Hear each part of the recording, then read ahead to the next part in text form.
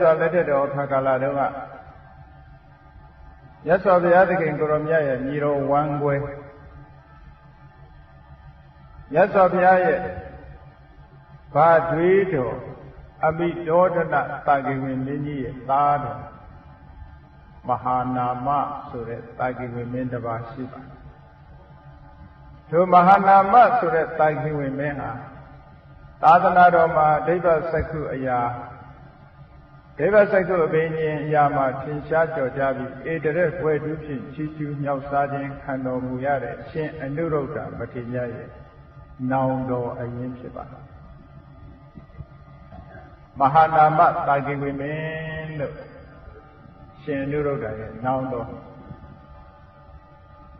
အထက်ကရာများမှတ်တမ်းအရာမဟာနာမမြတ်စွာဘုရားတဲ့တလခန့်အသက်ကြီးတယ်ဆိုတော့တက်တူရွယ်တူပါဘူးမြတ်စွာဘုရားတဲ့လပိုင်းလောက်ပဲကြီးတယ်ဒီလိုဆိုတော့ရှင်အနုရုဒ္ဓမထေရကမြတ်စွာဘုရားတဲ့ငယ်တယ်လို့ဒီလိုမှတ်ရှင်အာနန္ဒမထေရကြတော့မြတ်စွာဘုရားသခင်ကိုရောမြတ်နဲ့တက်တူရွယ်တူဟောပဲဒီလိုမှတ်ရတယ်အဲ့တော့ရှင်နုရုဒ္ဓမထေရရဲ့နောင်တော်အရင်ဖြစ်တဲ့မဟာနာမအဲ့ဒီမဟာနာမတာဂိဝေမင်းကြီးကမြတ်စွာဘုရားသခင်ကိုရောမြတ်နဲ့ပထမဆုံးတွေ့တဲ့အချိန်မှာပဲသောတာပန်ဖြစ်သူရောက်ရှိပြီးတော့နောက်ပိုင်းမြတ်စွာဘုရားတန်စီကလို့တရားဓမ္မတွေနာယူရင်းနဲ့အရိယာပုဂ္ဂိုလ်တို့ရဲ့ဒုတိယအဆင့်မျိုးဖြစ်တဲ့သဂရာဂအဆင့်ကိုရောက်ပါတယ်မဟာနာမနဲ့ပတ်သက်ပြီးတော့ဘုန်းကြီးတို့အင်္ဂုတ္တရနိကေတို့တန်ယုတ္တနိကေတို့မှာ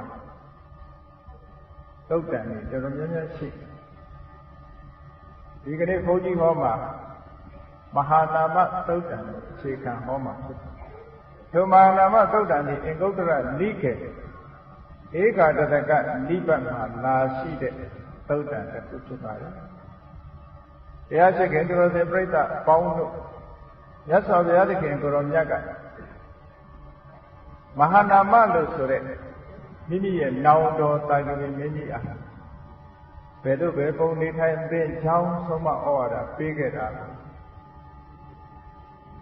ဘုန်းကြီးတို့တရားရှိခင်သူတော်စင်ပြိဿပေါင်းတို့ဟာတို့တွေမြတ်စွာဘုရားသခင်ကိုရောမြတ်ဆုံးမဩဝါဒပေးတော်မူခဲ့တဲ့ဗုဒ္ဓအလိုတော်ကြနေထိုင်ပြီးသိဖို့မလိုဘူးလားမြတ်စွာဘုရားသခင်ကိုရောမြတ်ရဲ့သာသနာတော်နဲ့တွေ့တဲ့အခါမှာမြတ်စွာဘုရားရဲ့အဆုံးအမဩဝါဒဆိုအလွန်တရာမှတန်ဖိုးရှိတရားနာတယ်ဆိုတာမြတ်စွာဘုရားသခင်ကိုရောမြတ်ကိုရောတိုင်းရှင်တို့တော်ကထုတ်ဖော်ပြီးတော့လွန်ခဲ့တဲ့နှစ်ပေါင်း2500ကျော်ကဟောခဲ့တဲ့တရားတွေထိုတရားတွေကိုသမဂတိကအရှင်မြတ်တွေထံကနေကြားနာကြရနှစ်ပေါင်း2500ကျော်ကြာခဲ့တဲ့တရားဒီကနေ့ထိအောင်မှန်ကန်နေစေခေတ်မီနေစေပဲဖြစ်ပါတယ်။ဘာကြောင့်လဲဓမ္မဆိုတဲ့အဓိပ္ပာယ်ကသူ့တဘာဝအတိုင်းဓမ္မလို့ဆိုတာတဘာဝအတိုင်းရှိနေတဲ့တရားတဘာဝအတိုင်းရှိနေတာတကယ်အဖြစ်မှန်ကိုဟောထားတာဖြစ်တော့ကြောင့်ထိုဓမ္မတွေဘယ်တော့မှပြောင်းလဲမှာမဟုတ်ပါဘူး။ရသော်ဘုရားသခင်ကိုရောမြတ်ဟောကြားတော်မူခဲ့တဲ့သစ္စာတရားဒီသာဝရမှန်ကန်နေမှာဖြစ်ပါတယ်။ရသော်ဘုရားကသစ္စာ၄ပါးဟောကြားခဲ့တယ်။နှစ်ပေါင်း2500ကြာလို့သစ္စာ၄ပါးနဲ့မကဘူးသစ္စာနောက်ထပ်တစ်ပါးတိုးဖို့လိုလာပြီလို့ဒီလိုများရှိနိုင်ပါမလားမရှိနိုင်ဘူးမြတ်စွာဘုရားဟောခဲ့တဲ့တရားသစ္စာ၄ပါးဟာဘယ်ခေတ်ဘယ်ကာလဘယ်ကဘာမှာပဲဖြစ်ဖြစ်သစ္စာ၄ပါးပဲရှိထိုသစ္စာ၄ပါးဟာသာဝရမှန်ကန်နေတယ်မြတ်စွာဘုရားသခင်ကိုယ်တော်မြတ်ကသောကပရိဒေဝဒုက္ခဒေါမနတလို့ဆိုတဲ့လူလောကလူဘဝရဲ့အနိဋ္ဌာယုံတွေကိုကျော်လွှားဖို့မဂ္ဂင်၈ပါးအကျင့်တရားကိုဟောခဲ့တယ်။ဒီမဂ္ဂင်၈ပါးအကျင့်တရားဆိုတဲ့တရားတော်ကြီးဟာ လွန်ခဲ့တဲ့နှစ်ပေါင်း2500ကလူတွေနဲ့အံကြဟောထားတယ်ဒီကနေ့ခေတ်လူတွေနဲ့တော့အံဝင်ခွင်ချမဖြစ်တော့ဘူးလို့ညင်းပယ်เสียများရှိပါအောင်မလားမရှိဘူးဘာကြောင့်လဲဆိုရင်မြတ်စွာဘုရားဟောခဲ့တဲ့တရားဟာလောကမှာတတ္တဝါတွေရှိနေတဲ့၍မှန်းနေအောင်ပါပဲဒါကြောင့်မလို့ဓမ္မဆိုမှန်ကန်တဲ့သဘာဝဘယ်တော့မှကြောင်းလဲမှုရှိမှာမဟုတ်ဘူးအစဉ်တော်ရမှန်ကန်တဲ့နိဗ္ဗာန်ကိုရောက်ကြောင်းလမ်းစဉ်ကိုလည်းမြတ်စွာဘုရားတကယ်ကိုရောမြတ်သည်အပြည့်အစုံဟောထားပြီးသားဖြစ်ပါတယ်ဒါကြောင့်မို့လို့ဘုရားမြတ်စွာဟောကြားတော်မူခဲ့တဲ့တရားဓမ္မတွေကိုနာယူမှတ်သားပြီးတော့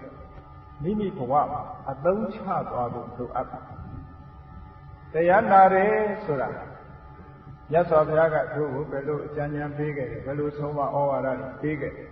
တို့တွေဘုရားရဲ့အဆုံးအမဘယ်လိုလိုက်နာရမယ်ဆိုတာဒီအသိဉာဏ်လေးတွေမိမိတို့တဏ္ဍာမှာရလာအောင်တရားကိုနာကြရတာဖြစ်ပါတယ်မြတ်စွာဘုရားသခင်ကိုရောမြတ်အာယုံပြုပြီးတော့ရှိလွန်ခဲ့တဲ့နှစ်ပေါင်း2500ကျော်ကတက္ကတိုင်းကပိလဝနေပြည်တော်အနီးမှာရှိတဲ့နိရောဓအာကိဝေမင်းပိုင်တဲ့ဥယျာဉ်ကြီးထဲမှာဆေတော်မျိုးတော်တွေကစုပေါင်းပြီးတော့ဆောက်လုပ်ထားတဲ့ရွှေကျောင်းတော်ကြီးမှာသတင်းသုံးနေပါတယ်အားလုံးနိရောဓရုံကျောင်းတော်လို့ဒီလိုအမည်ပြန်တယ်အဲ့ဒီနိရောဓရုံကျောင်းတော်ကြီးမှာသတင်းသုံးနေတဲ့အချိန်မြတ်စွာဘုရားသခင်ကိုရောမြတ်အနိဗ္ဗာန်မှာရှိကြတယ်များစွာသောယဟန်တော်များသည်ရှင်တော်မြတ်ဖရာအတွက်သင်္ကန်းတစ်ထည်ချုပ်ကြတယ်မြတ်စွာဘုရားလည်းပဲသင်္ကန်းတော်ကိုချုပ်ဝတ်တယ်ဆိုတာဒီသုတ်တန်အရာသိရတယ်နော်ယဟန်တန်ဃာတွေအားလုံးမှာစုဝေးပြီးတော့မြတ်စွာဘုရားသင်္ကန်းကိုဝိုင်းပြီးတော့ချုပ်ကြတယ်ဆိုကြတယ်ရှင်းတော့ကသင်္ကန်းချုပ်တယ်ဆိုတာအားလုံးဝိုင်းချုပ်ကြရတယ်ဘာဖြစ်လို့လဲဆိုတော့ဒီကနေ့ခေတ်မှာလို့အချုပ်ဆက်တွေကမရှိသေးဘူးချုပ်ဆက်တွေမရှိတဲ့အခါကျတော့သင်္ကန်းချုပ်ဖို့ရကားပေါင်ချက်ကြီးတွေလောက်ထားအသားနဲ့ရိုက်ပြီးတော့မြတ်စွာဘုရားသခင်ကိုရောမြတ်ရဲ့သင်္ကန်းအတိုင်းအတာပမာဏတိုင်းအသားနဲ့ပြုလုပ်ထားတဲ့ကားပေါင်ချက်ကြီးတွေလောက်ထိုကားပေါင်ချက်ကြီးတွေမှာပိဿအနံများကိုဆွဲပြီးတော့အလျာအနံကျိုးများချီပြီးထိုကားပေါင်ချက်ကြီးမှာသင်္ကန်းပုံစံကြအောင်ယဟန်တော်တွေဟာဝိုင်းဝန်းပြီးတော့ချုပ်ကြရတယ်အဲ့ဒီကားပေါင်ချက်ကြီးကိုပါဠိလိုကတိနာလို့ခေါ်တာခုခေတ်ကထိန်ဆိုတဲ့စကားလုံးကအဲ့ဒီကလာခဲ့တယ်နော်သင်္ကန်းချုပ်တဲ့ကားပေါင်ချက်ကြီးပုံစံခေါ်ထားတဲ့ကားပေါင်ချက်ကြီးအဲ့ဒီကားပေါင်ချက်ကြီးမှာမြတ်စွာဘုရားသခင်ကိုရောမြတ်အတွက်တရားဓမ္မများလှူထားတဲ့အစများကိုဆက်ဟပ်ပြီးတော့မြတ်စွာဘုရားသခင်ကိုရောမြတ်ကိုယ်ယုံ3000လောက်တဲ့သင်္ကန်း200မျိုးကိုယဟန်တော်တွေဟာဝိုင်းဝန်းပြီးတော့ချုပ်ကြတယ်တဲ့အဲ့လိုဝိုင်းချုပ်ပြီးတဲ့အခါသင်္ကန်းမှာဆိုးလို့အယောင်ကောင်းကောင်းဖြစ်အောင်ဆိုးပြီးတော့မြတ်စွာဘုရားသင်္ကန်းကြီးစီအောင်ဆောင်ရွက်ကြအဲ့ဒီအချိန်မှာမဟာနာမဆိုတဲ့သာကေဝေမင်းကြီးကယဟန်တော်များစွာဟာစုပေါင်းပြီးတော့မြတ်စွာဘုရားသင်္ကန်းကိုချုပ်နေကြတယ်သင်္ကန်းပြီးတာနဲ့တပြိုင်နက်မြတ်စွာဘုရားသခင်ကိုရောမြတ်ဒီခရီးဒေသစာရီကြွချလိုက်မယ်3 လလွန်မြောက်တဲ့အခါသင်္ကန်းချုပ်ပြီးတာနဲ့တပြိုင်နက်မြတ်စွာဘုရားသခင်ကိုရောမြတ်ထိုသင်္ကန်းကိုဝိယုံ3 ဆောင်တို့ခရီးဒေသစာရီကြွချလိုက်တယ်ဆိုတဲ့ဒီသတင်းကိုရမဟာနာမသာဂိမင်းကြီးဟာလည်းနေမကောင်းထိုင်မသာဖြစ်လို့ဘုရားမြတ်စွာထံမရောက်တာကြာပြီနေကောင်းချမ်းသာလာတဲ့အခါမှာမြတ်စွာဘုရားသခင်ကိုရောမြတ်ကလည်းသင်္ကန်းချုပ်ပြီးတာနဲ့ခရီးထွက်တော့မယ်ဆိုတော့မဟာနာမသာဂိမင်းကြီးဒီမြတ်စွာဘုရားထံရောက်ရှိပြီးတော့လာလာပြီးတော့မြတ်စွာဘုရားသခင်ကိုရောမြတ်အယုဒိလုံးမြတ်တို့ရှိခိုးပြီးတော့လျှောက်ထားတယ်တုဓမ္မေတံဗန္တိဘဂဝါ Tambahula kira beku bhagavato sivara kamang karondi Nethita sivaro bhagava Demata isayena Sarikan saraitati Pandi shivono dekhin shinomya phaya Tambahula myapya lagono beku yahando dodi Bhagavato myaswabhya dekhin koromyaji Sivara kamang dingan chauchen muho karondi kira pyuloye neja badre Bhagava myaswabhya di nedita sivaro dingan chaujiri shido Dematisayena taunla nono kakala nai sarikam desa sari chwachi jingo Saraitati di chwachi ladang huye Memaya deviro di sudang darin sagago jana apabiro i myaswabhya O shinomya phaya dingan chauki lo shin taunla jare khama Dingan chaulu ji tware naw khi desa sari phame lo Deviro darin jaya bare Kenanu khobandi viharena Kenanu khobandi viharena Tethano bandi bhagawana na viharena viratan Kenata viharena vihatavan Bandi shivona dake shinomya phaya Nana vihari amyu do ne thai nyin do phin viratan ne thai ye ne jaya bagon do Desano to Deviro do a Kena Viharena Vegedo ne thai jin phin Vihatavan ne thai nyin ga thin lyo di atta phiya badami Idi lo mahanamo manama amiyade tagive menyi di Edan wasana igedo do mi pousa sagago Awosa kaung zwambete Tayaw ja ke ba be tati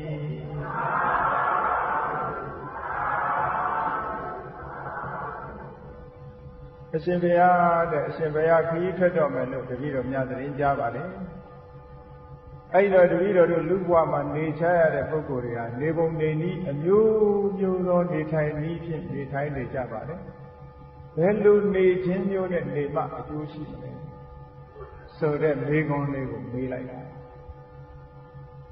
မဟာနာမဆိုတာတာဂေဝိမင်းတွေထဲမှာထင်ရှားတဲ့မင်းတစ်ပါးပဲဗတိမုဒ္ဒရာမြတ်စွာဘုရားသခင်ကိုရောမြတ်လက်ထက်တော်ခါကာလတော့ဥပဒကဒါယကတယောက်ဒီမြတ်စွာဘုရားသခင်ကိုရောမြတ်အမှုရှိတဲ့ယဟန်တန်ဃာတို့အား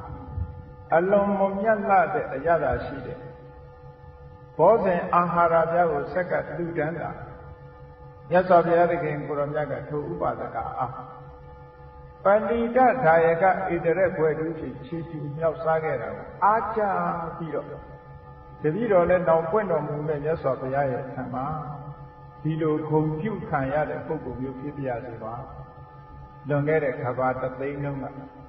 ဘဒုဗုဒ္ဓရာမြတ်စွာဘုရားထံမှာစုပန်ခဲ့တဲ့ပုဂ္ဂိုလ်ဘောရမြတ်စွာဘုရားပွင့်တော်မူလာတဲ့အခါမှာဘုရားရဲ့ညီတော်ဝမ်းကွဲနောင်တော်ဝမ်းကွဲဘာတွေတော်ရဲ့သားဖြစ်လာပြီးတဲ့နောက်မြတ်စွာဘုရားသခင်ကိုရောမြတ်သည်ရှစ်ဝါမြောက်မှာဝေရင်ဇာတိမှာဝါကတ်အဲ့ဒါလိုဝေရင်ဇာတိမှာဝါကတ်တဲ့အချိန်မှာမန္တသားကြီးရဲ့နှောက်ယှက်မှုကြောင့်ဝေရင်ဇာပုံသားကြီးကမေးလျော့ဝေရင်ဇာပြည်ကြီးကလည်းအစာရည်စာခေါင်းပါပြီးတော့ငတ်မွတ်နေတဲ့အချိန်ဖြစ်လို့မြတ်စွာဘုရားသခင်ကိုရောမြတ်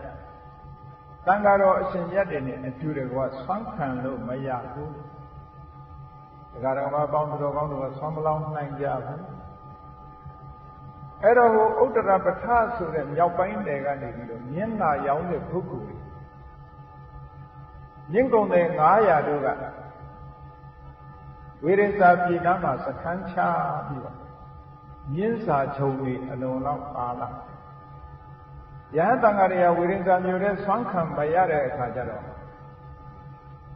အဲ့ဒီမြင်းကုန်တယ်တွေထံသွားပြီးတော့ဆွမ်းရတော့မြင်းစာချုံတွေကိုကနေ့လင်တစ်ပါးနှစ်ကွမ်းစားကြ မြင်းတွေကိုအစာနဲ့နဲ့လျှော့ကျွေးပြီးတော့ယဟန်တန်ဃာတော်များကိုလောင်းကြတယ်တဲ့အဲ့တော့မြတ်စွာဘုရားသခင်ကိုရောမြတ်နဲ့အဲ့ဒီတော့မြင်းစာချုပ်ဘုံမေးရနော်ထိုမြင်းစာချုပ်မြင်းတွေကျွေးဖို့ဆိုပြီးတော့ဂုံတယ်တွေကအဲ့ဒီကနေခွဲပြီးတော့ပြုတယ်ယဟန်တန်ဃာများမြင်းစာချုပ်ကိုယူလာပြီးတော့ဝိရိဇာနလေရုပုစီမန္တအမိမရှိတဲ့ကျောင်းတိုက်ထဲရောက်တဲ့အခါကျတော့ထိုမြင်းစာချုပ်တွေကိုစုံထဲမှာထည့်ထောင်းပြီးတော့ဖြစ်တယ်လို့ဖုံးပြီးသုံးဆောင်ရတယ်မြတ်စွာဘုရားသခင်ကိုရောမြတ်အတွက်တော့ရှင်အာနန္ဒာကကြားရည်နဲ့အချိုးနဲ့ရောစပ်ပြီးတော့ထိုမြင်းစာချုပ်များကိုကြိတ်ပြီးတော့ကောင်းကောင်းမွန်မွန်ဆက်ကပ်တဝါတွင်လုံးဖျားမှုရှိတဲ့ယဟန်တန်ဃာတွေဟာထိုမြင်းစာချုပ်နဲ့ပဲတဝါတွင်လုံးဆွမ်းဖုံးပြီးတော့အချိန်ကုန်ဆုံးခဲ့ကြရပါတယ်ဝါလကျွတ်တဲ့အခါကျတော့မြတ်စွာဘုရားသခင်ကိုရောမြတ်ကြီးဝိရိယဘုံသားကြီးကိုနှုတ်ဆက်စကားမိန့်ကြားလို့တရားဓမ္မဟောပြီးတဲ့အခါမှာခရီးဒေသစာကြီးဆွဲပြီးတော့နောက်ဆုံးဟောမြင်တော်မူရာဒေသဖြစ်တဲ့တက္ကတိုင်ကပိလဝတီကိုရောက်အဲ့လိုရောက်လာတဲ့အခါကျတော့မဟာနာမတာချီဝင်တွေကစဉ်းစားတယ်ဩဝါတွင်းကာလဘုရားမှုရှိတဲ့တန်ဃာတော်တွေဟာမြင်းစာဂျုံတွေကြီးဖုံးပေးရတာဆိုတော့အာဟာရထမပြည့်ဝရှာကြဘူးအစာအာဟာရချိုးတက်လာခဲ့ကြတယ်အဲ့ဒီအာဟာရထမပြည့်ဝသည့်အတွက်ကြောင့်ယဟန်တန်ဃာတော်များချမ်းသာရေးသိပြီးတော့မပြည့်စုံကြဘူးအမတန်မွန်မြတ်တဲ့အာဟာရတွေနဲ့ထိုယဟန်တော်တွေရဲ့ခန္ဓာကိုယ်ထဲမှာအဆီဩဇာဗိုက်တာမင်ဓာတ်တွေပေါ့လေခုခေတ်လိုပြောလို့နော်အင်အားဖြစ်စေတတ်တဲ့အဆီအစိတ်အလွန်ကောင်းတဲ့အရသာရှိတဲ့စီဥထောပတ်ဆိုတာမျိုးတွေကိုငါဆက်ကလှူဒန်းရလို့ရှိရင်ယဟန်တန်ဃာတွေရဲ့ခန္ဓာကိုယ်ထဲမှာ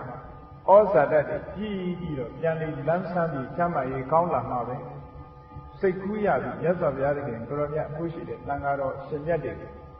အမတန်မွန်မြတ်လာတဲ့အရသာရှိတဲ့စံခဲဝဲဘောဇဉ်ပဏိတဘောဇဉ်လို့ခေါ်တယ်စီဥထောပတ်တွေနဲ့မွမ်းမံထားတဲ့အစာအာဟာရကိုလေးလပတ်လုံးဖုံးပေးဖို့ရာမဟာနာမတာဂိဝေမင်းကြီးကဖြစ်ပါတယ်တဲ့လေးလကပ်ပြီးတဲ့နောက်ကျတော့ကပ်လို့အားမရသေးဘူးလှူလို့အားမရသေးဘူးနောက်ထပ်လေးလဖွင့်ပေးတော်မူပါမြတ်စွာဘုရားဆိုပြီးနောက်ထပ်တစ်ခါလေးလထပ်ပင်သံဃာတော်ရှင်များဟာလည်းပဲအာဟာရချိုးတဲ့နေကြတော့မဟာနာမတာဂိဝေမင်းကြီးဆက်ကတ်တဲ့စီဥထောပတ်နဲ့မွမ်းမံထားတဲ့အစာအာဟာရအရသာရှိတဲ့စာအာဟာရဖုံးပြီးသုံးဆောင်လို့အာရင်ကြည့်နောက်ထပ်လေးလထပ်ပင်တော့မြတ်စွာဘုရားရှင်ကိုရောမြတ်ကခွင့်ပြုအခါလေးလပြသွားတဲ့အခါလေးလကြာသွားတဲ့အခါမှာနောက်ထပ်လေးလထပ်ပြီးကပ်ပြရစေပါအောင်အာလုံးတစ်နှစ်ထိသုံးငါတည်ပြီးတော့မြတ်စွာဘုရားထံခွင့်တောင်းပြီးတော့မဟာနာမတာဂိဝေမင်းကြီးကယဟန်တော်များအားအစာအာဟာရတပြည့်ဝအောင်မွန်မြတ်လာတဲ့ဆွမ်းခဲပဲဘောဇဉ်ချွေးချင်းရတာဖြာဖြာတို့ဆက်ကပ်ခဲ့ပါတယ်တဲ့အဲဒီဆက်ကပ်မှုကိုအကြောင်းပြုပြီးတော့မြတ်စွာဘုရားသခင်ကိုရောမြတ်ကဧတရေကံဘိက္ခဝေမမသာဝကာနံဥပါဒကာနံဗန္တိတဒါယေကာနံယတိတံမဟာနာမောတကောဘိက္ခဝေจิตာယံတို့မမငါဘုရားဤသာဝကနံတတိသာဝကဖြစ်ကြကုန်သောဗန္တိတဒါယေကာနံမွန်မြတ်သောအရာသာရှိတဲ့အစာအာဟာရကိုပေးလူတတ်ကြကုန်သောဥပါဒကနံယရဏသုံးရမျက်စိကတဲ့ဥပါဒကဒါယကာတို့တွင်ယတိတံမဟာနာမောတကောအချိန်မဟာနာမမြည်ရတဲ့တာဂိဝေမင်းကြီးသည်အဋ္ဌိစင်စစ်မသွေရှိပါပေဧတံဧသောဤမဟာနာမမြည်ရတဲ့တာဂိဝေမင်းကြီးသည်အကံအကောမြတ်ဆုံးအသာဆုံးဖြစ်ပါပေတော့ဤဣတိတဘဂဝါရှိခုံးတော်သခင်ရှင်တော်မြတ်ဖရာသည်အဝေါစာကောင်းစွာမဲ့တွေဟောကြားတော်မူခဲ့ပါပေတည်း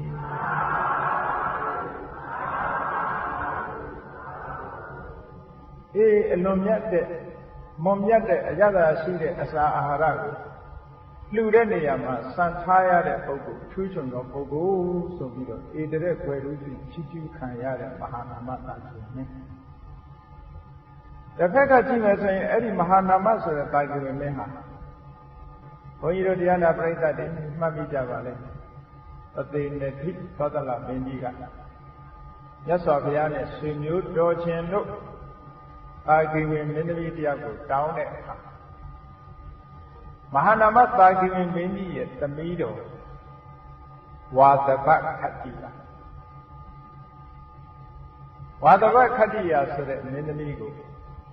ပသေနရီကောသလမင်းကြီးထံဆက်လိုက်အဲ့ဒီဝါသဘခတ္တိယရဲ့အမေကတော့မင်းမျိုးတွေကမဟုတ်ဘူးတဲ့ကျွန်မမျိုးကျွန်မျိုးတွေကနာခမုံတာလို့ခေါ်တဲ့ကျွန်မကဝေးတာဖခင်ကတော့မဟာနာမင်းကြီးပေါ့အဖေဘက်ကအမျိုးမြတ်ပေမဲ့လို့အမေဘက်ကအမျိုးယုတ်တာကိဝေမင်းကြီးရဲ့မာမာနကသူတို့အမျိုးသူများနဲ့မဆက်ဆက်ချင်သည့်အတွက်ကြောင့်ထိုနာခမုံတာရဲ့သမီးဖြစ်တဲ့ဝါသဘခတ္တိယကိုတာကိဝေမင်းသမီးအစစ်ရောင်ဆောင်ပြီးတော့ကောသလမင်းကြီးကိုပေးလိုက်အဲ့ဒီဝါသဘခတ္တိယကနေပြီးတော့သားတော်လေးတစ်ပါးထွန်းကားတဲ့အခါကျတော့ဝိတ္တုပလို့ခေါ်အဲ့ဒီဝိတ္တုပအရွယ်ရောက်လာပြီးတဲ့အခါကျတော့ပသေနရီကောသလမင်းကြီးကစစ်သူကြီးရာတူစစ်ဘုရုပ်ကြီးရာတူပေးထားနောက်ဆုံးကောသလမင်းကြီးကအသက်80အရွယ်ရောက်တဲ့အခါကျတော့ဒီကကာရာယနလို့ဆိုတဲ့အဲ့ဒီအချိန်မှာ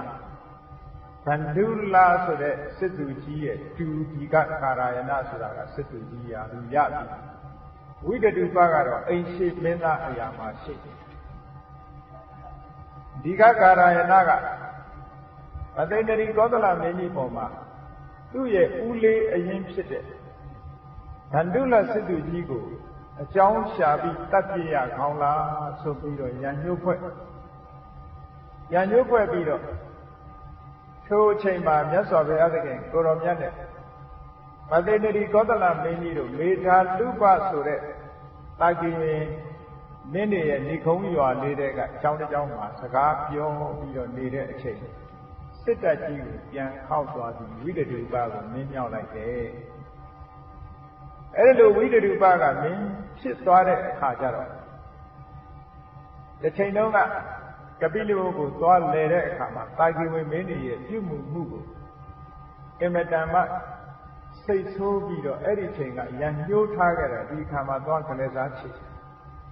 တာကိဝေမင်းကြီးအားလုံးဝိတ္တုပကသွားရောက်ပြီးတော့တပ်ဖြတ်တယ်အဲ့ဒီတပ်ဖြတ်တဲ့အချိန်မှာ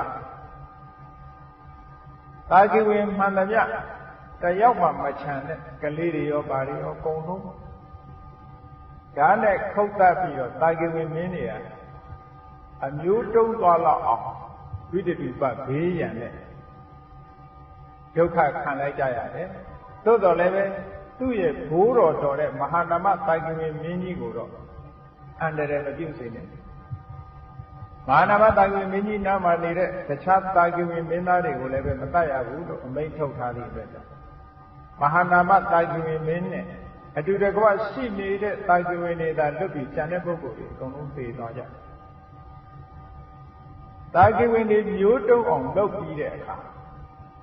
မဟာနာမလို့ဆိုတဲ့သူ့ရဲ့ဘိုးတော်တာကိဝေမင်းကြီးကိုခမ်းပြီးတော့ခေါ်လာတယ်ခေါ်လာတော့အဲ့ဒီတာကိဝေနေဆိုတာတက်ကြလေဆိုတာဒီကနေ့အထိအောင်ဇာတိမန်ကအလွန်ပြင်းထန်တာဒီကနေ့ဒီဘောနိုင်ငံမှာစက္ကယဆိုတဲ့အမျိုးတွေရှိနေသေးတယ်နော်ပုံနေတိုက်တွေဘာတွေမှာစက္ကယ press တို့ဘာတို့အဲ့လိုရေးထားတာတကြလူမျိုးဆိုတာဒီကနေ့ပဲရှိသူတို့ကတိတိတတ်တတ်နေတယ်နေဝါရီလူမျိုးတွေကတကြလူမျိုးတွေအဲ့ဒီမှာမဟာနာမတို့တာကိဝေမင်းတွေဟာအမတန်မာမာနရှိသည့်အတွက်ကြောင့်ဝိတ္တုပနဲ့တော့သူ့ရဲ့မြီးတော်ပေမဲ့ဝိတ္တုပနဲ့ဒူဒူပွဲတော်မတီးခြင်းဘူးတဲ့ဘာဖြစ်လို့လဲဝိတ္တုပရဲ့အမေကရိုးရိုးမစစ်ဘူး ကျွန်မမျိုးရိုးတွေကဒါကြောင့်မလို့အကယ်၍ငါသူနဲ့တူတူပွဲတော်မတည်ရင်လည်းငါတတ်မှာပဲလို့ဆိုပြီးမဟာနာမသာဂိဝေမင်းကြီးကလမ်းမှာပွဲတော်တည်ဖို့ခေါ်တဲ့အခါခန္ဓာကိုယ်ကညင်နွမ်းနေလို့ရေချိုးပြရစေအောင်ဆိုပြီးအနိနာမှာရှိတဲ့ရေအိုင်ကိုသွားရေချိုးရင်းကနေပြီးတော့ကဲဒီလိုစံသိမ့်တဲ့ပုဂ္ဂိုလ်နဲ့တူတူထမင်းစားတာနဲ့သေရမပဲကောင်းပါသေးတယ်လို့ဆိုပြီးတော့သူ့စတုံးကိုပဲခြေမချာညှပ်ပြီးတော့ရေထဲမှာငုပ်ပြီးနေလိုက်တယ်အဲ့လိုငုပ်ပြီးနေလိုက်တဲ့အချိန်မှာဟိုးနဂါးပြေကနဂါးမင်းကြီးကသိတော့မဟာနာမသာဂိဝေမင်းကြီးကိုနဂါးပြေခေါ်သွားတယ်နဂါးပြေမှာ7နှစ်ကြာနေမဟာနာမသာဂိဝေမင်းကြီးရေချိုးနေတာကြာလိုက်တာမလာဘူးနဲ့လိုက်ပြီးတော့ရှာလို့မတွေ့တော့ရှာလို့မတွေ့တဲ့အခါမိတို့တွေနဲ့လူတွေကြားထဲလိုက်ရှာတော့လည်းမတွေ့တဲ့အခါကျတော့ထွက်ပြေးသွားပြီနဲ့တူတယ်လို့ဆိုပြီးတော့ဝိတတုကလက်လျှော့သွားအဲ့ဒါကလို့နောက်ပိုင်းမှာရသော်ဘုရားသခင်ကိုရောမြတ်သက်တော်80အရွယ်ရှိတဲ့အချိန်မှာသာဂိဝေမင်းကြီးအသက်ခံရပြီးတော့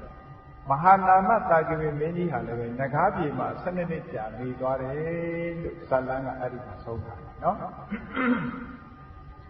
အဲ့ဒီမဟာနာမသာဂိဝေမင်းကြီးဟာရသော်ဘုရားသခင်ကိုရောမြတ်နဲ့တွေ့တဲ့အချိန်မှာဟောဒီမေကုံလေးကိုမေးတာဒေသနောဗန္တိဘဂဝါဒေသနောနာနာဝိဟာရေဝိရတံကေနတဝိဟာရေနဝိဟာတပံဗန္တိရှိကုသောသခင်ရှင်တော်မြတ်ဖရာနာနာဝိဟာရေအမျိုးမျိုးသောနေထိုင်ခြင်းတို့ဖြင့်ဝိရတံနေထိုင်ကြရပါကုန်သောဒေသနောထိုတတိတော်တို့အားကေနဝိဟာရေနပဲနေထိုင်ခြင်းမျိုးဖြင့်ဝိဟာ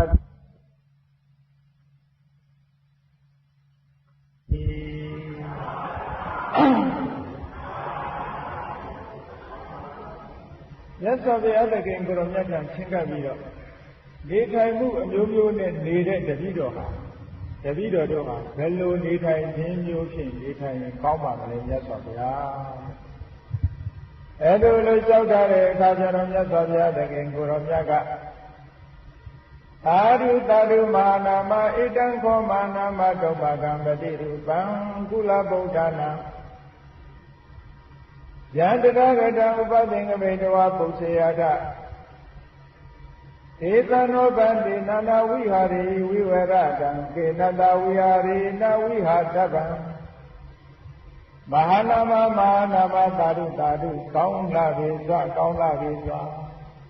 ဒီမေကုံကိုမေးတာမြတ်စွာဘုရားသခင်ကိုယ်တော်မြတ်ကသိကျေနပ်တယ်ဒါကြောင့်မလို့သာဓုခေါ်တော်မူတပည့်တော်တို့ဘယ်လိုနေရမလဲမြတ်စွာဘုရားသခင်ကိုယ်တော်မြတ်နေထိုင်ခြင်းအမျိုးမျိုးနဲ့နေကြတဲ့တပည့်တော်တို့ဟာဘယ်လိုနေရပါမလဲလို့အဲ့လိုလိုမေးတဲ့မေကုံနဲ့ပတ်သက်ပြီးတက္ကလာမဟာနာမဥမာနန္တာဓုကောင်းပါပြီစွာကောင်းပြီစွာကုလဗုဒ္ဓနာအမျိုးကောင်းသာဖြစ်ကုန်သောတေတံဒုမာကံထိုတင်တို့အားဗန္တိရှိဘုသောသခင်ရှင်တော်မြတ်ဖရာနာနာဝိဟာရေအမျိုးမျိုးသောနေထိုင်ခြင်းတို့ဖြင့်ဝိဟရတံနေထိုင်၍နေကြရပါကုန်သောတေတံတို့ထိုတပည့်တော်တို့အားကေနဝိဟာရေနာပဲနေထိုင်ခြင်းဖြင့်ဝိဟာတကံနေထိုင်ခြင်းသည်အတ္တဖြစ်ရပါသတည်းဣတိတို့ဘဂဝန္တမြတ်စွာဘုရားသခင်ကိုယ်တော်မြတ်ကိုဥပသင်္ကမိတ်တော်အချင်းက၍ယံပုစ္ဆေယာထအရှင်မေးမြန်းကြရာကုန်ရ၏ဧတံဤကဲ့သို့မေးမြန်းခြင်းသည်ကုလဗုဒ္ဓနာမျိုးကောင်းသာဖြစ်ကုန်သောဒုမကံသင်တို့အားပတိရူပံသင်တင်လျောက်ပါကောင်းများလာပါပေတော့၏ဣတိသောဘဂဝါရှင်ကုန်းသောသခင်ရှင်တော်မြတ်ဖရာသည်အဝေါ်စာကောင်းစွာမသိဟောကြားတော်မူခဲ့ပါပေတည်း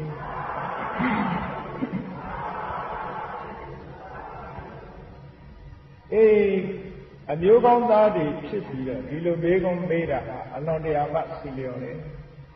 ဘုန်းကြီးတို့တရားချစ်ခင်သူတော်စင်ပြိဿပေါင်းလို့လည်းပဲမိမိတို့ကိုယ်ဝယ်စုကတ်တဲ့ဆရာတော်ကြီးတွေဒီကြောင်းတဲ့အခါကျတော့ရှင်ဘုရားတပည့်တော်တို့ဘယ်လိုနေရမလဲဗျာကုသိုလ်ရအောင်ဘယ်လိုနေရမမေးတဲ့ဘူးလားမေးတဲ့လေနော်မဟာနမတ္တကိမင်းကြီးကမြတ်စွာဘုရားသခင်ကိုရောမြတ်နဲ့တွေ့တဲ့အခါတပည့်တော်တို့လောကမှာနေကြတာဗျာတဲ့အမျိုးမျိုးနဲ့ကဲဒီကနေ့ဘယ်လိုနေကြဈေးရောင်းဝယ်လုပ်တဲ့ဒီပါလဲဟုတ်လားရောင်းရေးဝယ်ရေးကိစ္စတွေနဲ့နေကြတာဟုတ်လားအခြားလုပ်ငန်းတွေလုပ်နေတဲ့ပုဂ္ဂိုလ်တွေကလည်းမိမိလုပ်ငန်းအားလျော်စွာဘာတွေနဲ့အချိန်ကုန်နေတယ်လဲလို့စဉ်းစားကြည့်တနေ့ကုန်ဘယ်လိုနေကြတာလဲဘဝရဲ့နေနည်းထိုင်နည်းမှာတို့တနေ့ကုန်ဘာတွေနဲ့အချိန်ကုန်တယ်လဲဘယ်လိုနေမှတို့တန်တရားဥက္ကဋ္ဌတို့ပြီးတော့ကောင်းကျိုးချမ်းသာတွေရနိုင်ပါလဲဆိုတဲ့လေခွန်မျိုးလောကမှာလူတွေဟာနေပုံထိုင်ပြီးအမျိုးမျိုးနဲ့နေကြတယ်အရက်ဒေသကြိုက်တဲ့လူကလည်းအရက်ကလေးတများများနဲ့မနေဘူးလားတန်ခါငါပြောင်းလို့တဲ့ပုဂ္ဂိုလ်တွေကလည်းပဲဒီထဲမှာအချိန်ကုန်ငါဖမ်းလို့အချိန်ကုန်ပြီးတော့မနေကြဘူးလားဟုတ်မုတ်ဆိုးတွေကြတော့လည်းတောထဲမှာလဲပြီးတော့တိရစ္ဆာန်တွေလိုက်ချောင်းညောင်းတပ်ဖြတ်ဖမ်းပြီးဒါတွေနဲ့ပဲအချိန်ကုန်နေတာနော်လောကမှာလူတွေဟာနေပုံနေနည်းအမျိုးမျိုးနဲ့နေကြအဲ့ဒီလိုမျိုးမျိုးနဲ့နေတဲ့နေနည်းတွေထဲမှာဘယ်လိုနေနည်းကမှအကျိုးရှိတဲ့နေနည်းလဲဗျာလို့မြတ်စွာဘုရားသခင်ကိုရောမြတ်ကိုလျှောက်ထားတဲ့အခါမှာမြတ်စွာဘုရားသခင်ကိုရောမြတ်ကသာဓုခေါ်တော်မူတယ်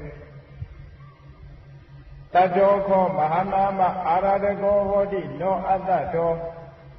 မဟာနာမဥမာနံတတောတရားတရားရှိတဲ့ပုဂ္ဂိုလ်သည်အာရဒကောလုပ်ငန်းကိစ္စကိုပြီးစေနိုင်သည်ဟောတိစစ်စစ်မဲ့သေးဖြစ်ပါပေတော့၏အတ္တတောယုံကြည်ခြင်းလို့ဆိုတဲ့တရားတရားမရှိတဲ့ပုဂ္ဂိုလ်သည်အာရဒကောကိစ္စအောင်မြင်အောင်ပြီးစေနိုင်သည်နာဟောတိမဖြစ်ပါပေအေးဘယ်လိုနေရမလဲလို့ဆိုတော့မြတ်စွာဘုရားကတရားတရားရှိတဲ့လူမှမှန်မှန်ကန်ကန်အကျိုးကိုဖြစ်ပေါ်စေနိုင်တယ်။ကောင်းကျိုးချမ်းသာတွေကိုတရားတရားရှိတဲ့လူကသာဖြစ်စေနိုင်တယ်တရားတရားမရှိတဲ့လူကမဖြစ်စေနိုင်ဘူး။ကံကံဤအကျိုးယုံကြည်ခြင်းလို့ဆိုတဲ့သတ္တတရား။အဲ့ဒီသတ္တတရားနဲ့ရှိမှအောင်မြင်နိုင်တယ်။အာရဒဝိရိယောအာရဒကောဟောတိနောကုတိတောအာရဒဝိရိယောအတ္တဝတ္တဝိရိယရှိတဲ့ပုဂ္ဂိုလ်သည်အာရဒကိုအကျိုးစီးပွားကိုဖြစ်တွန်းစေတတ်သည်ဟောတိဖြစ်ကုတိတော်ပြည့်ရတဲ့ပုဂ္ဂိုလ်သည်နောအာရဒကိုအကျိုးစီးပွားကိုမဖြစ်တွန်းစေတတ်သည်ဟောတိစစ်စစ်မဲ့တွင်ဖြစ်ပါပေတော့၏လုံလဝိရိယရှိတဲ့ပုဂ္ဂိုလ်ကကောင်းကျိုးချမ်းသာတွေကိုဖြစ်တွန်းစေတယ်ပြင်းကြီးနေတဲ့ပုဂ္ဂိုလ်လုံလဝိရိယကျင်းမဲ့တဲ့ပုဂ္ဂိုလ်သည်ကောင်းကျိုးချမ်းသာတွေကိုမဖြစ်စေနိုင်ဘူး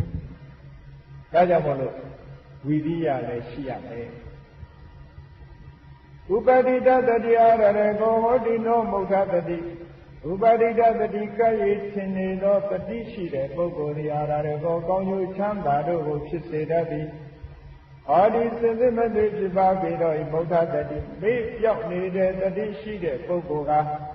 အာရရေကောကောင်းကျိုးချမ်းသာကိုဖြစ်စေတတ်သည်နောဟောဒီလည်းဖြစ်ပါအရာရာမှာတတိရှိရမယ်တတိတရားနဲ့ရှိရတတိဟာအမြဲကပ်ပြီးတော့ထင်းနေရမယ်မေးပြောင်းနေတဲ့တတိရှိတဲ့ပုဂ္ဂိုလ်မအောင်မြင်နိုင်ဘူးသမာဟိတောအာရရေကောဟောတိနောအာသမာဟိတောသမာဟိတောဒီကြည်မှုသမာဓိရှိတဲ့ပုဂ္ဂိုလ်သည်အာရရေကောကောင်းကျိုးချမ်းသာတို့ကိုပြီးစေတတ်သည်ဟောဒီစင်စစ်မသွေဖြစ်ပါပေတော့၏အသမာဟိတောသမာဓိကင်းမြဲတဲ့ပုဂ္ဂိုလ်ကအာရရေကောပြီးစေတတ်သည်နောဟောတိမဖြစ်ပါစိတ်ဓာတ်တည်ငြိမ်မှုရှိရစိတ်ဓာတ်တည်ငြိမ်တဲ့သမာဓိရှိမှသာလဲအောင်မြင်နိုင်တယ်သမာဓိမရှိရင်မအောင်မြင်နိုင်ဘူးပညာဝါအာရရေကောဟောတိနောဒုပညောပညာဝါပညာရှိတဲ့ပုဂ္ဂိုလ်ဒီအာရရေကောကောင်းကျိုးချမ်းသာတို့ကိုပြီးစေတတ်သည်ဟောတိဖြစ် တို့ပညောပညာမရှိတဲ့ပုဂ္ဂိုလ်သည်အာရဏကောကောင်းကျိုးချမ်းသာတို့ပြည့်စေတတ်သည်နောဟောတိမဖြစ်ပါမြတ်စွာဘုရားသခင်ကိုယ်တော်မြတ်ကဘယ်လိုနေရမလဲလို့နေထိုင်နည်းအမျိုးမျိုးရှိတဲ့ထဲမှာဘယ်လိုနေရမလဲလို့ဆိုတော့အခြေခံတရား၅မျိုးကိုရှင်းဥစွာဟောပါတယ်အခြေခံတရား၅မျိုးကဘာလို့ဆိုလို့ရှိရင်တတ္တာရဲ့ဝိရိယရဲ့တတိရဲ့သမာဓိရဲ့ပညာရဲ့ဘယ်နှမျိုးပါလဲဒီအခြေခံတရား၅မျိုးရှိရတယ်အဲ့ဒီ၅မျိုးမှမရှိလို့ရှိရင်မှန်ကန်တဲ့နေနည်းအောင်မြင်ဖြစ်မှာမဟုတ်ဘူးဒါကြောင့်မလို့လူတိုင်းအခြေခံတရား၅မျိုးရှိရတယ်ဘာရှိရမလဲကံကံရင်ကျိုးယုံကြည်ခြင်းလို့ဆိုတဲ့တတ္ထာတရားတတ္ထာလို့ဆိုတာကယုံကြည်တာလေးတဲ့တတ္ထာမဟုတ်ဘူးကုသိုလ်ကောင်းမှုပေါ်မှာစိတ်ဝင်စားတာနဲ့တတ္ထာပဲတတ္ထာတရားဖြစ်နေလို့ရှိရင်စိတ်ဟာကြည်နူးနေတယ်အဲ့ဒီကြည်နူးနေတဲ့အချိန်မှာဆိုလို့ရှိရင်နိဝရဏတရားတွေဒီတဏ္ဍာမှာမရှိဘူးကာမဂုဏ်အာယုန်တွေကိုလိုလားတဲ့ကာမိသန္တာကာမဂုဏ်အာယုန်တွေကိုလိုလားတဲ့ကာမိသန္တာအာယုန်တွေပေါ်မှာယွန်ရှာမုံတီးတဲ့ပြပါဒစိတ်စွမ်းအင်းတွေကြာဆင်းနေတဲ့ထိနာမိတ်တာစိတ်တွေလေလွင့်ပြီးတဲ့ကာလနောင်တပူပန်မှုရှိနေတဲ့ဥဒိစ္စပုဂ္ဂိုလ်စာမိမိကျင့်ရမယ့်ကျင့်စဉ်ပေါ်မှာသံဃာတွေဝင်နေတဲ့ဝိသိကိစ္စဆိုတဲ့ဟောဒီနိဝရဏတရားတွေကျင့်တယ်တတ္တတရားရှိနေပြီဆိုလို့ရှိရင်အဲ့ဒီနိဝရဏတရားတွေဟာကျင့်နေတာ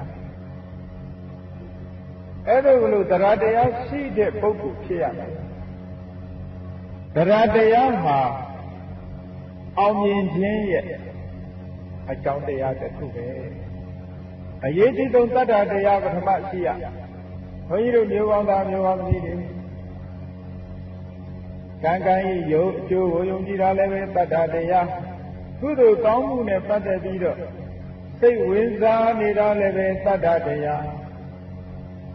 တတ္တတရားမိမိသဏ္ဍာန်မှာဖြစ်လာလို့ရှိရင်စိတ်အစဉ်ဟာကြည်လင်ပြီးတဲ့ကာလနေတယ်အဲ့ဒါကိုလို့စိတ်အစဉ်ကြည်လင်ပြီးတော့နေတဲ့တတ္တတရားရှိဖို့လိုတယ်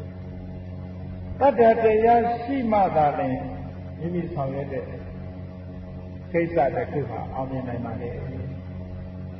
နောက်တစ်ခုကဝီရိယဆိုတာဘုန်းကြီးတို့မျိုးကောင်းသားမျိုးကောင်းမှုတွေရောင်းရဝယ်တာကိစ္စတွေလုပ်တဲ့အခါမှာလည်းဝီရိယရှိကြဘယ်ကိစ္စပဲလုပ်လို့ကာယကဝီရိယစေတသိက်ကဝီရိယဆိုဝီရိယရှိရဒီနေရာမှာဘုရားမြတ်စွာမိန့်ကြားလို့တဲ့ဝိရိယကတော့အကုသလနာဓမ္မနာပါဟနာယကုသလနာဓမ္မနာဥပသံပရာယကိုယ့်ရဲ့တဏ္ဍာမှာဖြစ်နေတဲ့မကောင်းကျိုးကိုပေးတတ်တဲ့အဆိုးတရားတွေကိုပယ်ရှားဖို့လုံးဝဝိရိယရှိရမယ်။ကောင်းကျိုးချမ်းသာကိုဖြစ်ပွားစေတတ်တဲ့ကုသိုလ်တရားတွေမိမိတဏ္ဍာမှာဖြစ်ဖို့လုံးဝဝိရိယရှိရမယ်။အဲ့ဒီလုံးဝဝိရိယကိုဆိုလိုပါတယ်။လုံးဝဝိရိယရှိရမယ်။မကောင်းတဲ့အကျိုးကိုပေးတတ်တဲ့အကုသိုလ်တရားတွေမိမိတဏ္ဍာမှာမဖြစ်လာအောင်ဖြစ်လာလို့ရှင်လည်းဖယ်ရှားနိုင်အောင်မဖြစ်သေးတဲ့ကုသိုလ်တရားတွေမိမိတဏ္ဍာမှာဖြစ်ပေါ်လာအောင်ဖြစ်ပြီးတဲ့ကုသိုလ်တရားတွေကိုလည်းမိမိတဏ္ဍာမှာတိုးပွားလာအောင်ကြိုးစားမှုဆိုတဲ့လုံးဝဝိရိယမျိုးရှိရမယ်။လုံးဝဝိရိယမရှိရင်အောင်မြင်နိုင်မှာမအောင်မြင်နိုင်ဘူး။ဒါကြောင့်မို့လို့ဝိရိယဆိုတာလည်းအခြေခံတရားကောင်းတစ်ခုပဲ။ဒါလည်းပဲတရားရှိခင်သူတော်ချင်းပြိဿတွေတဏ္ဍာမှာရှိရမယ်။နောက်တစ်ခုကသတိတဲ့တတိဆိုတာဘုန်းကြီးတို့အဘိဓမ္မာတရားတော်ရတတိဆိုတာကုသိုလ်စိတ်နဲ့ရှင်အကုသိုလ်စိတ်နဲ့မရှင်ကောင်းတဲ့စိတ်တွေနဲ့ရှင်တယ်သောဗနာစိတ်တွေနဲ့ရှင်တယ်တတိဆိုတဲ့နေရာမှာကုသိုလ်ကောင်းမှုပြုဖို့ဒါနကောင်းမှုသီလကောင်းမှုဘာဝနာကောင်းမှုတို့ကောင်းမှုတွေပြုဖို့အမှတ်ရနေတဲ့တတိမိမိခန္ဓာကိုယ်မှာတကယ်ဖြစ်ပြနေတဲ့တရားဓမ္မတွေနဲ့ပတ်သက်ပြီးတော့မှတ်ရနေတဲ့တတိယဟိုတတိပ္ပံတရားတော်မှာလာတဲ့အတိုင်းပေါ့ ကာယေကာယ ानु ပတိဝေရတိအာတာပိသမ္ပဇာနောသတိမဝိလေယလောကေဘိက္ခာသောမနတကာယ ानु ပဒနာဝေဒနာ ानु ပဒနာစိတ် ानु ပဒနာဓမ္မ ानु ပဒနာတဲ့အဲ့ဒီ ानु ပဒနာတွေနဲ့ရှင်တဲ့တတိမျိုး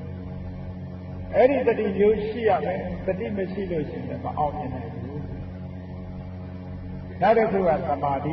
သမာဓိဆိုတာစိတ်ကြည်ငြိမ်မှုပဲအစစ်မြင်သွားတဲ့အခါကျတော့ပထမဇာဒုတိယဇာတတိယဇာသုတ္တဇာဆိုတဲ့ဇံ၅မျိုးဇံ၄မျိုးဇံ၅မျိုးပထမဇာဒုတိယဇာတတိယဇာသုတ္တဇာပင်စမဲ့ဇာ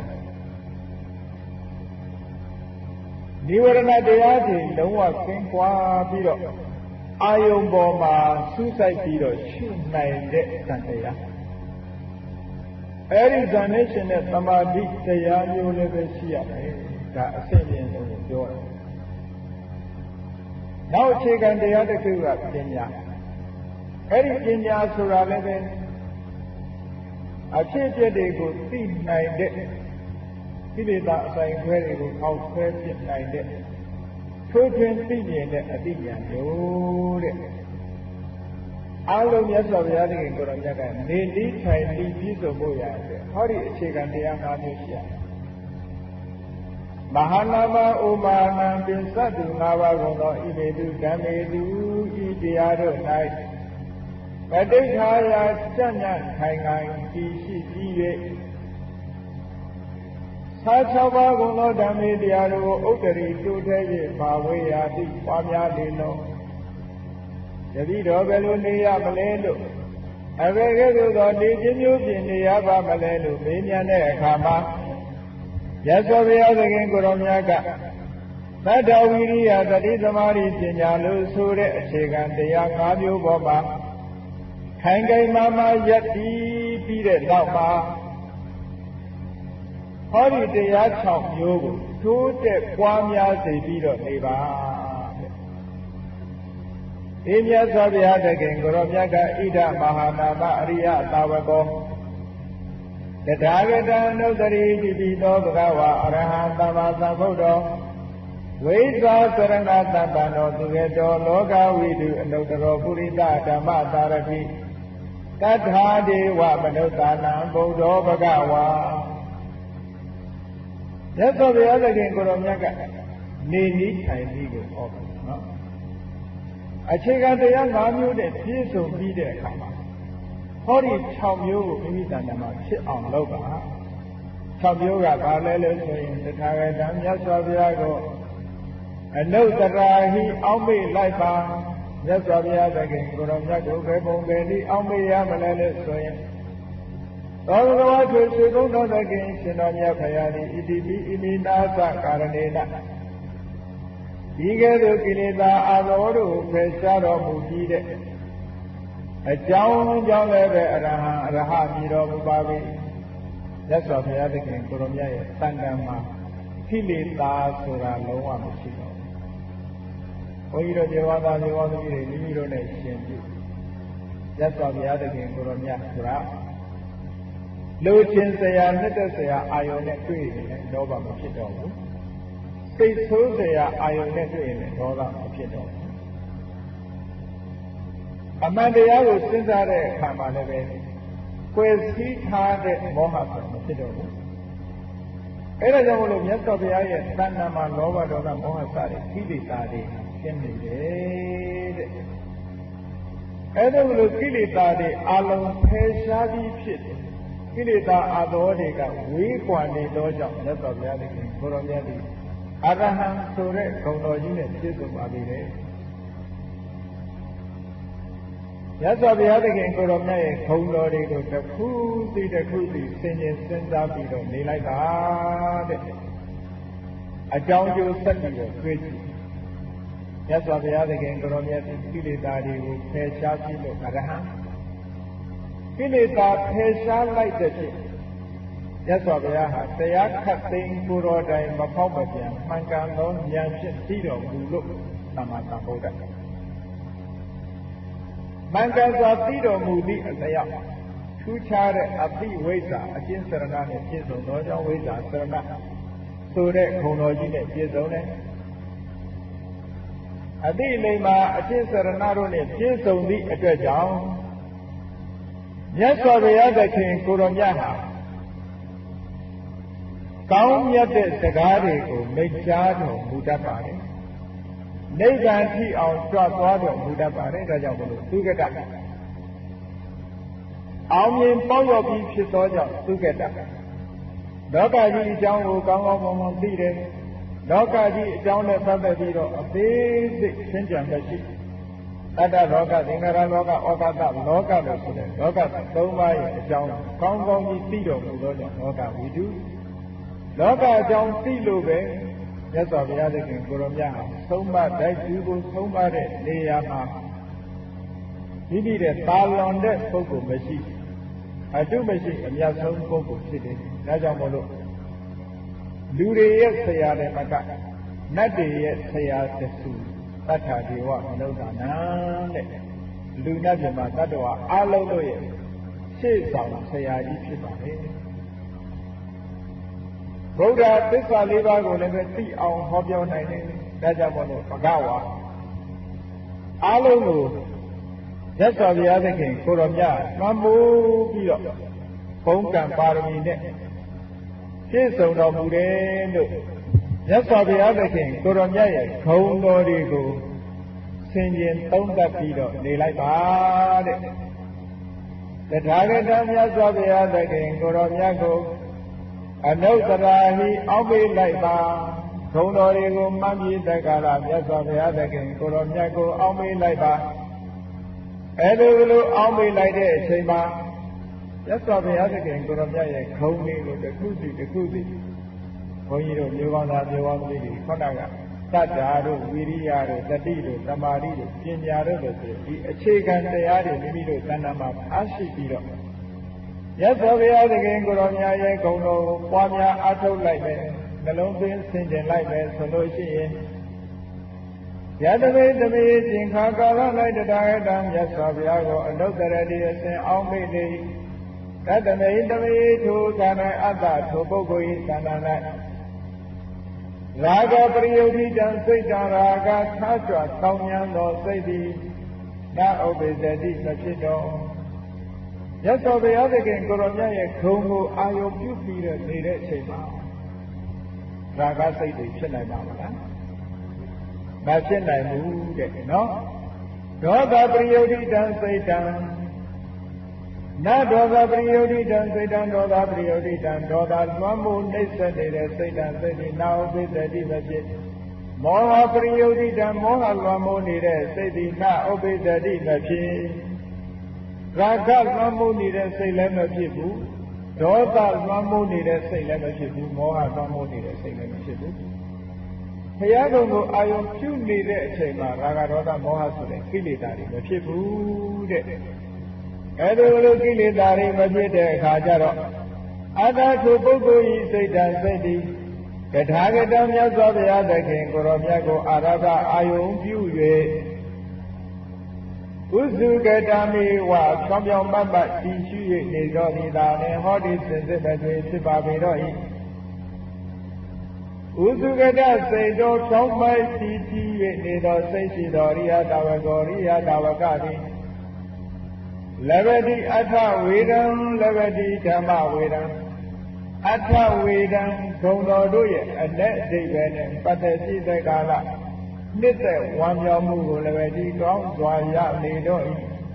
မြတ်စွာဘုရားသခင်ကိုတော်မြတ်ရဲ့ဂုဏ်တော်လေးတွေဆင်ခြင်ပြီးတော့နေတဲ့အခါကျတော့သူဂုဏ်တော်မှာလာရှိတဲ့အ내အဓိပ္ပာယ်တွေကိုပြီးတော့ပီတိသောမနတာဖြစ်တယ်ဓမ္မဝေဒံပါဠိကိုသိပြီးတဲ့ကာလနှစ်သက်ဝမ်းမြောက်ခြင်းလို့ဆိုတဲ့ပီတိဒီဟောဒီစင်စစ်တဲ့ဖြစ်ပါပြီတော့ဤစကလုံးလေးကိုကမြတ်စွာဘုရားတကယ်ကိုရောမြတ်ရဲ့ဂုဏ်တော်လေးအရဟံနဲ့သမ္မာသမ္ဗုဒ္ဓောဝိဒါသရဏသဗ္ဗတောသိကတောလောကဝိအ내ကလေးတွေကိုဆင်ခြင်စဉ်းစားပြီးတော့ပါဠိစကလုံးလေးတွေရဲ့အဓိပ္ပာယ်ကိုပါသိပြီးတော့ပါဠိစကားလုံးကလည်းပဲနှစ်သက်စရာကောင်းတယ်အ내အဓိပ္ပာယ်ကလည်းနှစ်သက်စရာကောင်းတယ် ထိုနှစ်သက်စရာကောင်းတဲ့ပါဠိအ내တွေတွေကိုဆင်ញင်စဉ်းစားပြီးတဲ့ကာလပီတိတွေဖြစ်ပါလိမ့်မယ်ဓမ္မုပတံဟိတံတရားနှင့်ဆိုင်ရှင်၍နေသောဗမောက္ခံဝမ်းမြောက်မှုသည်ဥပ္ပစ္စတိဖြစ်၏မြတ်စွာဘုရားသခင်ကိုယ်တော်မြတ်ဘုန်းတော်တွေကိုပွားများအားထုတ်တဲ့အခါမှာဘုန်းကြီးတို့တရားချခင်ကျွန်တော်တို့ပြိဋ္ဌာပေါင်းဒီကနေ့တရားတော်ကိုပွားများတဲ့အခါမှာပီတိသောမနတဖြစ်လောက်အောင်ပွားရတယ်နော်တော်တော်များများကဘုရားကုံတော်အာယုပြုပြီးတော့ဂရီးတော်စိတ်ကြတယ်ဂရီးစိတ်တဲ့အခါမှာပြုပြင်စရာလေးကဘာလို့ဆိုရင်ဟုတ်လားဂရီးလေးကြိုင်ပြီးတော့6ချက်6ချက်အရဟံလို့တော့လုံးဘုရားစီစိတ်ကရောက်ချင်မှရောက်တယ်အခုမြတ်စွာဘုရားသခင်ကိုယ်တော်မြတ်ကဗုဒ္ဓနုတ္တိဘာဝနာဘုရားကိုအာယုပြုပြီးတော့နေတဲ့အခါမှာပီတိသောမနတဖြစ်အောင်နှလုံးသွင်းဖို့အဲ့လိုလိုပီတိသောမနတဖြစ်ပြီးတဲ့ကာလဘုံတော်ပါဠိစကားလုံးလေးတွေရောအ내ဒိဋ္ဌိတွေရောပြီးတော့စိတ်ထဲမှာကြည်နူးလာတဲ့ဘာဝလေးတွေပေါ်လာတတိစိတ်နဲ့ဆိုရင်လည်းအဲ့ဒါသိရမယ်ဘုရားနုတ္တိနဲ့နေဖို့အဲ့လိုလိုပီတိတွေဖြစ်တဲ့အခါကျတော့ပမုဒိဒတာပီတိသာယတိရသော်ဘုရားသခင်ကိုရောမြတ်ရဲ့ဂုဏ်တွေကိုအာယုပြုပြီးတော့ဝမ်းမြောက်နေလို့ရှိရင်ပီတိနှစ်သက်မှုဒီသာယတိဖြစ်ပေါ်၍လာနေတော့ဤပီတိမနတာနှစ်သက်သောစိတ်ရှိတဲ့ပုဂ္ဂိုလ်ဤကာယောကိုယ်ခန္ဓာသည်ကာယောနာမကာယရူပကာယပတ္တတော်ပူပန်မှုမရှိအလွန်တရာမှငြိမ်းအေးလာသည်ဟောတိဖြစ်ဘုရားကုံတော်တွေကိုအာယုပြုပြီးတော့ပမောက္ခဆိုတဲ့နှစ်သက်မှုအနုစားလေးဖြစ်လာတယ်နှစ်သက်မှုအနုစားလေးကနေပြီးတော့နှစ်သက်မှုအရင်စားပီတိဖြစ်လာအဲ့ဒီပီတိဖြစ်လာလို့ရှိရင်ခန္ဓာကိုယ်ကငြိမ်းချမ်းပြီးတော့ပေါ်ပါလာလိမ့်မယ်ပတ္တရကာယသာငြိမ်းချမ်းသောခန္ဓာကိုယ်ရှိတဲ့ပုဂ္ဂိုလ်ဟာသမာဓိတည်ကြည်ခြင်းလို့ဆိုရဲသမာဓိတရားသည်ဒုက္ခံချမ်းသာခြင်းလို့ဆိုရဲဒုက္ခတရားသည်ဥပ္ပစ္စတိကောင်းစွာပဲဖြစ်ပေါ်၍လာပါပြီတော့ဟောမြတ်စွာဘုရားကုံတော်ကိုအာယုပြုပြီးတော့ပီတိသောမနတတွေစိတ်ထဲမှာချမ်းသာလာတဲ့သဘောလေးပေါ်လာအောင်ဘုရားကုံတော်ကိုအာယုပြုရမယ်အဲဒါလိုအာယုပြုပြီးတဲ့ကာလနေလို့ရှိရင်ရာဂဒေါသမောဟဆိုတဲ့ကိလေသာတွေမိမိတို့ရဲ့စိတ်အစဉ်မှာမဖြစ်ပေါ်ပါမြတ်စွာဘုရားသခင်ကိုရောမြတ်ရဲ့ဘုံတော်ပေါ်မှာသာလျှင်သူ့ရဲ့စိတ်တန်တန်မတ်မတ်ကြီးရောက်ပြီးတော့နေတယ်ဒီဘုရားနုတ္တိပွားများအားထုတ်လို့ရှိရင်အဲလိုအဆင့်တန်းမျိုးရောက်မိမိရဲ့တဏ္ဍာမှာရှိတဲ့သတ္တာစွမ်းအားဝိရိယစွမ်းအားတတိစွမ်းအားသမာဓိစွမ်းအားပညာစွမ်းအားတွေကိုမြင်ပြီးတော့ဘုရားကုံတော်ကိုဥတည်ပြီးတော့အဲ့ဒါကိုပွားပါမြတ်စွာဘုရားသခင်ကိုရောမြတ်ကမဟာနာမမဟာနာဣမံဗုဒ္ဓနုတ္တိဤဗုဒ္ဓနုတ္တိကမ္မထံကိုဘုရားကုံကိုအာယုပြု၍အခန္ဓာလည်းအောင်းပေးခြင်းလို့ဆိုတဲ့တတိတရားဗုဒ္ဓနုတ္တိဘာဝနာကိုဒိဋ္ဌံတော်ပြီးရနေသောအခါမှလည်းဘာဝေးရာသည်ပွားများပါနေဘုရားနုတ္တိဘယ်ချိန်ပွားရမှာတော့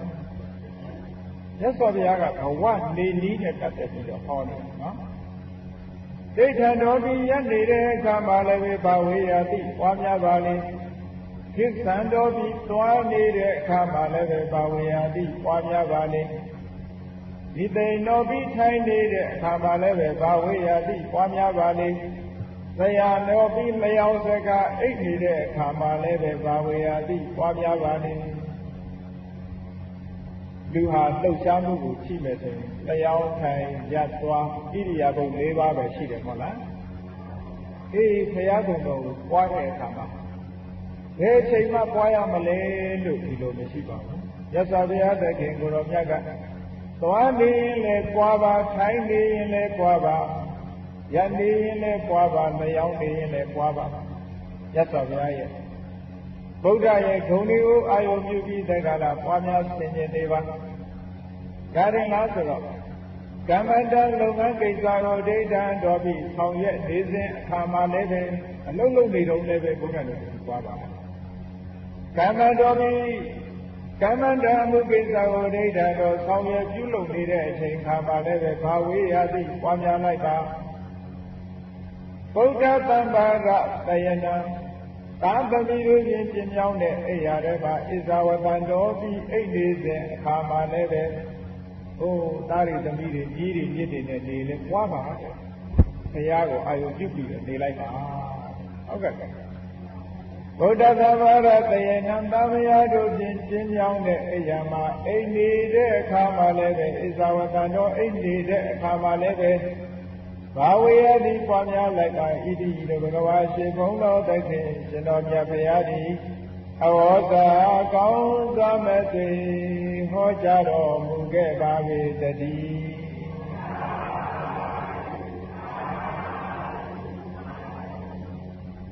ဘုန်းကြီးတို့တရားကျင့်ခင်ဒီတော်စဉ်ပြိဋ္ဌာတ်တယ်မြတ်စွာဘုရားသခင်ကိုယ်တော်မြတ်ကဟောဒီဗုဒ္ဓနုတ္တိကမ္မထံဘာဝနာကိုပွားပြီးတော့နေလိုက်ပါလို့ဘယ်လိုနေရမလဲလို့မဟာနန္ဒကလျှောက်တဲ့အခါမှာမြတ်စွာဘုရားကမဟာနန္ဒကိုသုံးပါဩဝါဒပေးတဲ့အနေနဲ့ဒီတုတ်တန်ဟောတာဖြစ်တယ်နော်တရားကျင့်ခင်ဒီတော်စဉ်ပြိဋ္ဌာတ်များအနေနဲ့ကလည်းပဲရှင်းဥစွာကိုယ်တဏ္ဍာမှာပြည့်စုံရမယ့်တရားတွေကအားတွေ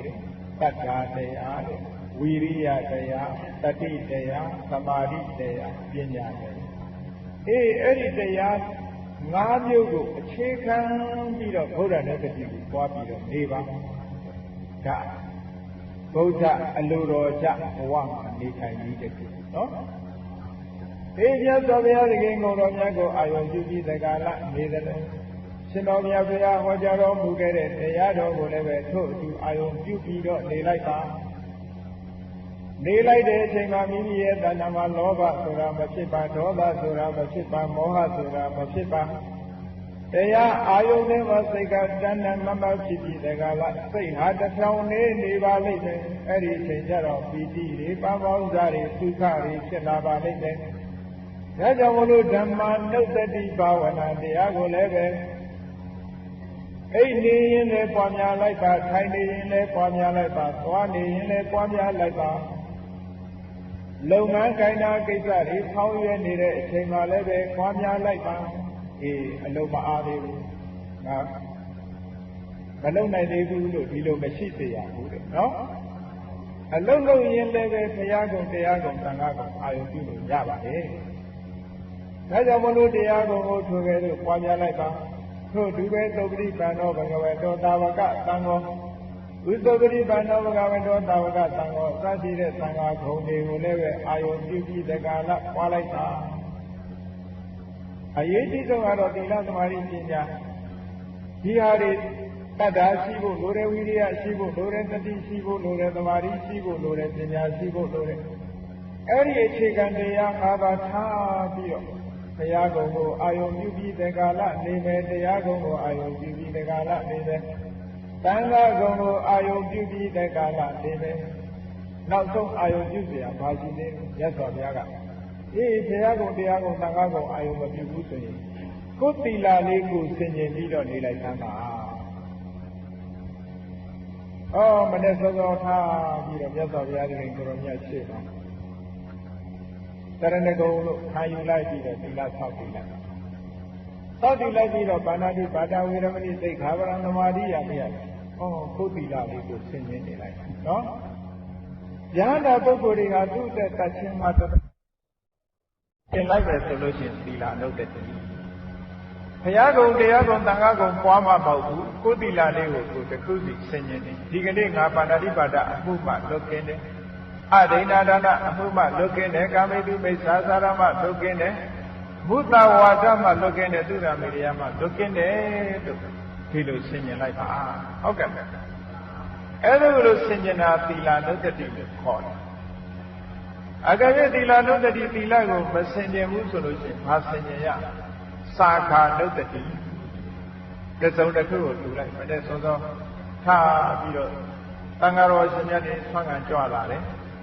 ဆွမ်းလောင်းလိုက်ဆွမ်းလောင်းပြီးတဲ့အခါကျတော့ဆင်ခြင်လိုက်ငါသိအရတော်တာပဲမစ္စရိယဆိုတဲ့အညစ်အကြေးကိုဖယ်ရှားပြီးတော့ မစ္စရိယအငြိကြီးမှကင်းစင်တဲ့ဖြူစင်တဲ့ဆေးကြောအပ်တဲ့လက်ရှိပြီးမစ္စရိယအငြိကြီးတွေကင်းကွာတဲ့စိတ်နဲ့ငါတရားပြီငါပါငါရတဲ့ပစ္စည်းကိုသူတစ်ပါးနေနဲ့မဆက်ဆံခြင်းဘူးဆိုတဲ့မစ္စရိယတရားငါဒီနေ့ဖယ်ရှားလိုက်နိုင်တယ်ကံကောင်းလိုက်တာကံကောင်းလိုက်တာကုသိုလ်ကောင်းမှုလုပ်ပြီးတိုင်းစွန့်ကြဲမှုပြုလုပ်ပြီးတိုင်းဆင်ញင်လိုက်ပါသာဂနုတ္တိလို့ခေါ်တယ်နော်ပစ္စေရညစ်ကြေးကိုဖယ်ရှားပြီးတော့ဒီကနေ့ငါနေလိုက်ရပြီဒါကြောင့်မို့လို့ငါဘဝအရတော်လေးခြင်းလို့ဒီလိုဆင်ញင်ပါအဲ့ဒါလိုဆင်ញင်လိုက်လို့ရှင်သာဂနုတ္တိဘာဝနာကိုပွားများပြီးရရောက်ပါတယ်ဟောနောက်တစ်ခုဆင်ញင်နိုင်တာကဒေဝတာနုတ္တိမြတ်စွာဘုရားသခင်ကိုရောမြတ်ကမဟာနာမအပြရတဲ့သာဂဝေမင်းကြီးရဲ့မိဂုံးကိုဒေဝတာနုတ္တိနတ်တို့ရဲ့သတ္တသီလသုဒ္ဓသာကပညာဒေဝတာနုတ္တိဆိုတာနတ်တွေကိုတတိယဖို့ပြောတာမဟုတ်ဘူးဆိုလိုရင်အဓိပ္ပာယ်ကဒေဝတာနုတ္တိဆင်ញင်ပုံဆင်ញင်ဒီကဘယ်လိုဆင်ញင်ရမလဲလို့ဆိုရင်ငါမှရှိတဲ့တတ္တဝိရိယသတိသမာဓိပညာလို့ဆိုတဲ့ဟောဒီတရားမျိုးတွေသတုမာရိတဝိနာယာမတုတ်တိတနေမာနရတိပရဏိဣတဝတ္တဝတိလို့ဆိုတဲ့တတ္တိရဲ့သဏ္ဍာန်မှာရှိတဲ့အဲဒီတတ္တိမှာရှိတဲ့တတ္တတရားမျိုးသီလတရားမျိုးသုဒ္ဓတရားမျိုးစာဂတရားမျိုးပညာတရားမျိုးငါမှလည်းရှိတယ်သူတို့ဟာဟောဒီတတ္တသီလသုဒ္ဓစာဂပညာတရားတွေနဲ့ပြည့်စုံလို့လူပြေကနေပြီးတော့ကွယ်လွန်အနိစ္စရောက်တဲ့အခါမှာနတ်ပြည်မှာဖြစ်ကြတာအဲ့ဒီတရားမျိုးတွေဟာငါတဏ္ဍာမှာရှိတယ်လို့နတ်ပြည်နဲ့နှိုင်းယှဉ်ပြီးတော့မိမိတဏ္ဍာမှာရှိတဲ့သီလသမာဓိပညာသီလသုဒ္ဓစာဂပညာဒီတရားတွေကိုဆင်ခြင်သုံးသပ်တာကိုဒေဝတာနုတ္တိလို့ခေါ်တယ်နော်တော့ကြာနတ်ကိုသွားပြီးကြောပွဲထိုးတာဒေဝတာနုတ္တိလို့မှတ်တယ်ဒေဝတာနုတ္တိဆိုတာနတ်ကောင်းနတ်မြတ်တွေဟာအဲ့ဒါသီလသုဒ္ဓစာဂဆိုတဲ့ပညာတရားနဲ့ပြည့်စုံသည့်အတွက်ကြောင့်ဒီတရားတွေနဲ့ပြည့်စုံသည့်အတွက်ကြောင့်သူတို့ဒီနတ်ဘုံနတ်ဘဝရောက်ကြတယ်ထိုတရားတွေငါတဏ္ဍာမှာရှိနေတယ်လို့နတ်တွေကိုတတ်သိအရာထားပြီးတော့မိမိတဏ္ဍာမှာဖြစ်တဲ့သီလသုဒ္ဓစာဂပညာတဲ့ဒီတရားတွေရဲ့အည်သွေးကိုအည်ချင်းကိုစဉ်းစားပြီးတက္ကလာဆင်ញတာဒေဝတာနုတ္တိပါ